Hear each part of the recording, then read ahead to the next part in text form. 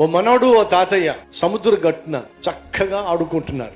ఆ సముద్ర తీరాన నడుచుకుంటూ ఒక ధనవంతుడు వెళ్తున్నాడు. ఆడుకుంటున్న తాతయ్యని మనవడిని చూసి, నీకు పనేం లేదా అన్నాడు. పనుంది బాబు. ఏం పని చేస్తావు?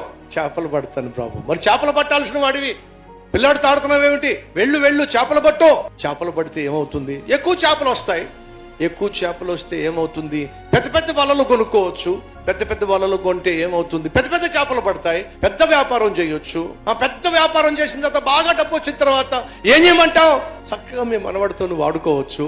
మరి ఇప్పుడు నేను చేస్తుంది ఏమిటి? నా మనవడితో చక్కగా ఆడుకుంటున్నాను. నా మనవడితో ప్రశాంతంగా ఆడుకోవడానికి పెద్ద పెద్ద చేపలు నేను పట్టాల్సిన అవసరం లేదు. పెద్ద పెద్ద వలలు నాకు అవసరం లేదు. పెద్ద పెద్ద పడవలు నాకు అవసరం లేదు. పొద్దున్నే వెళ్తా 10 చేపలు పట్టుకొచ్చుకుంటా, కావలసిన వారికి అమ్ముకుంటా, వచ్చిన డబ్బుతో హ్యాపీగా సుఖంగా బ్రతికేస్తానయ్యా. నువ్వు అన్నంత సుఖము సంతోషము పెద్ద పెద్ద చేపలు పడితే కాదయ్యా. పెద్ద మనసు కలిగి ఉన్న దాంట్లో తృప్తిగా బ్రతికితే చాలయ్యా.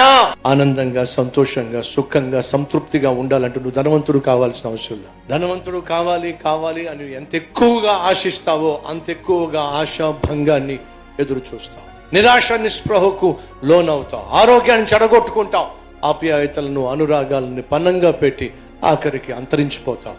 ఆ రోజు నీకు రాకుండా ఉండాలంటే కలిగి ఉన్న దాంట్లో తృప్తిగా జీవించు. అది దేవుడు నీకు నాకు ఇచ్చే మహా గొప్ప భాగ్యం.